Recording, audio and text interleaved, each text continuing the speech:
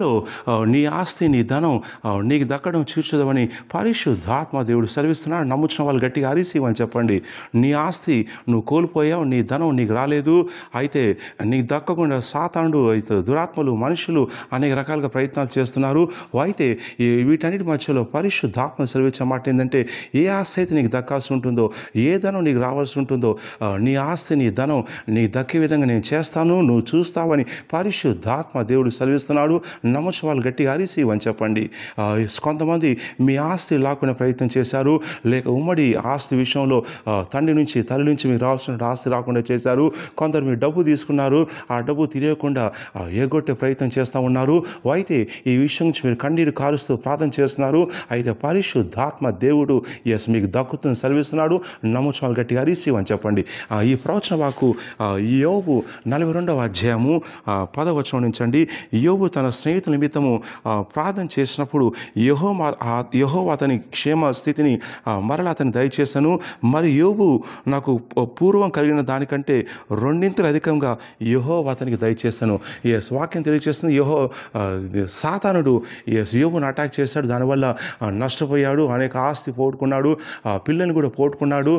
చివరికి ఆరోగ్యం కోల్పోయింది. భార్య వచ్చేసి నువ్వు దేవుని శపించి చనిపో అని చెప్పేసి ఉచిత సలహా ఇచ్చింది. అనేక కష్టాలు పడ్డాడు. స్నేహితులు కూడా వచ్చేసి నువ్వేదో తప్పిదం చేశావు, దానివల్ల నీకు ఈ శిక్ష వచ్చిందని నిందించే ప్రయత్నం చేశారు. అయినా కానీ యోబు విశ్వాసం కోల్పోకుండా యెహోవా ఇచ్చిన యెహోవా తీసుకొని స్తుతించాడు. ఆయన చేత చివరిలో దేవుడు చేసిన కార్యం ఏంటంటే, ఏ ఆస్తి అయితే యోబు కోల్పోయి ఉన్నాడో, ఏ పిల్లలైతే యోబు కోల్పోయి ఉన్నాడో వాటికంటే రెండింతలు దేవుడు దయచేశాడు. ఆయన తనకు సంబంధించి దక్కే విధంగా దేవుడు కార్యం చేశాడు. వినండి, పరిశుద్ధాత్మ దేవుడు యోబుకి ఎలాగైతే కార్యం చేసుకున్నాడో, నువ్వు నమ్మినట్లయితే నీ విషయంలో కూడా ఇదే కార్యం చేస్తాను సెలవిస్తున్నాడు. కొందరు అక్రమంగా నీ ఆస్తి, నీ పొలం, నీ ఇల్లు, నీ యొక్క స్థలం, లేక నీ యొక్క ఆస్తి పంపకాలు నీకు రావాల్సింది మీ అన్నదమ్ములు వాళ్ళు వీళ్ళు ఎవరు లాగేసిన ప్రయత్నం చేస్తున్నారు. అలాగే నీ ధనం కూడా ఎక్కడ ఇరుక్కుపోయింది అని నీకు న్యాయసమ్మతంగా నీకు రావాల్సింది నీ వద్ద నుంచి గతంలో తీసుకున్నారు, తిరిగిస్తామని సెలవిచ్చారు, కానీ ఇవ్వలేదు. అయితే ఈ విషయంలో నువ్వు కన్నీరు కారుస్తున్నావు. అయితే పరిశుద్ధాత్మ దేవుడు సెలవిస్తున్నాడు, నేను యోబునకు ఎలాంటి కార్యం అయితే చేసి రెండింతలు కార్యం చేసి మళ్ళీ పూర్వస్థితికి తీసుకొచ్చి ఉన్నానో, అంతకంటే ఘనంగా చేసి ఉన్నానో, అలాగే పరిశుద్ధాత్మ దేవుడు సెలవిస్తున్నాడు, నా యందు విశ్వాసం ఉంచి ఉన్నావు కాబట్టి, నా వాక్యాన్ని ఎత్తిపట్టి ప్రార్థన చేస్తున్నావు కాబట్టి, యోబుకు చేసిన కార్యమే నీకు జరిగిస్తాను, యోబుకు చేసిన అద్భుతం నీకు జరిగిస్తాను. ఏ ఆస్తి అయితే నీకు దక్కకుండా చేస్తున్నారో, ఏ ధనం అయితే నీకు దక్కకుండా చేస్తున్నారో నీకు దక్కే విధంగా నేను చేస్తాను, నువ్వు చూస్తావని పరిశుద్ధాత్మ దేవుడు సెలవిస్తున్నాడు. నమ్ముచిన వాళ్ళు గట్టిగా వారిసివని చెప్పండి. నీ విరోధంగా ఎంతోమంది పనిచేస్తుండొచ్చు, అది పోలీస్ స్టేషన్ ఉండొచ్చు, కోర్టు కేసులో ఉండొచ్చు, నీ సొంత చుట్టాలే నీకు దక్కవద్దు, నీకు రావద్దు అని చెప్పేసి కంకణం కట్టుకొని వాళ్ళు ప్రయత్నాలు చేస్తుండొచ్చు, నీ ధనాన్ని లాగేసే ప్రయత్నం చేస్తుండొచ్చు. అయితే దేవుడు అన్యాయాన్ని సహించే దేవుడు కాదు. నీకు సంబంధించింది న్యాయసమ్మతంగా నీకేమైతే రావాల్సి ఉంటుందో, ఆస్తిలో కానీ, లేకపోతే ధన విషయంలో కానీ, ప్రాపర్టీ విషయంలో కానీ ఏదైతే రావాల్సి ఉంటుందో అది నీకు వచ్చే విధంగా దేవుడు చేస్తాడు. ప్రభు సెలవిస్తున్నాడు, దివారాత్రులు మొరపెట్టు వారికి ఆ న్యాయం తీర్చారంటే నిశ్చయంగా న్యాయం తీర్చేటువంటి దేవుడు. ఈ గతంలో నువ్వు కోల్పోయి ఉండొచ్చు, నష్టపోయి ఉండొచ్చు, ఆ తిరిగి వచ్చే అవకాశాలు నీకు లేకుండా అవ్వచ్చు, కానీ దేవుడు వేరే విధానం చూజ్ చేసుకుంటారండి.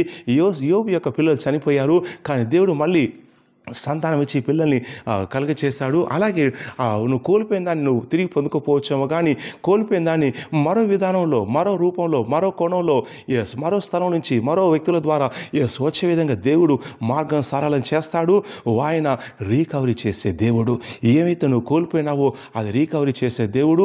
మనం పాపం చేసి మానవుడు దేవుణ్ణి, పరలోక రాజ్యాన్ని కోల్పోయి ఉన్నాడు, కానీ ప్రభు మన కోసం ప్రాణం పెట్టి తిరిగి అది పొందుకునే విధంగా చేశాడు. ఈ వాక్యం నమ్ముతుండగా ఏ ఆస్తి అయితే, ఏ ధనమైతే మీరు కోల్పోయి ఉన్నారో తిరిగి మళ్ళీ రీకవరీ జరుగుతాం ప్రవచిస్తున్నాను. వారిసివని చెప్పండి. ఎవరైతే మోసం చేశారో వాళ్ళ మెడలు ఉంచి దేవుడు కార్యం చేస్తానని ప్రవచిస్తున్నాను. వారిసివని చెప్పండి. మీకు దక్కేది, మీకు సంబంధించింది దేవుడు వేరే విధానంలో మీ వద్దకు తెస్తానని ప్రవచిస్తున్నాను. వారిసివని చెప్పండి. సో ఈ వీడియోని లైక్ చేయండి, షేర్ చేయండి, మీ స్నేహితులు, మీ బంధువులకు వాట్సాప్ గ్రూపులో, ఫేస్బుక్ గ్రూపులో షేర్ చేయండి. వీడియోని వైరల్ చేయండి, మినిస్ట్రీ వైరల్ చేయండి. మా యూట్యూబ్ ఛానల్స్ ఉన్నాయి, సబ్స్క్రైబ్ చేయండి, గంట బెల్ నొక్కండి. ప్రతి ఆదివారం సిగ్నల్ బేతల్ టవర్లో ఉదయం 9 గంటలకు, ప్రతి ఆదివారం సాయంత్రం 5 గంటలకు అభిషేకార్థన ఉన్నాయండి. రెగ్యులర్గా పాల్గొండి. ప్రతి శనివారం నాడు లోతైన ప్రవచన డెలివరెన్స్ కోసం పర్సనల్ అపాయింట్మెంట్ ఇస్తున్నాను. శుక్రవారం నాడు కూడా డెలివరెన్స్ కోసం నేను జూమ్ అపాయింట్మెంట్ ఇస్తున్నాను. వివరాల కోసం కింద ఉన్నటువంటి ఆఫీస్ నెంబర్కి మీరు కాల్ చేసి వివరాలు తీసుకోండి. ఈ ప్రవచనం మాకు ఎత్తిపెట్టుకుని ప్రార్థన చేయండి. సేమ్ అయితే నువ్వు నమ్మినట్లయితే దేవుడు నీకు దక్కాల్సింది దక్కే విధంగా వేరు వేరు కోణాల్లో వేరు వేరు రకాలుగా దేవుడు కార్యం చేస్తాడు. నీకు రికవరీ జరుగుతుందని ప్రవచిస్తున్నాను.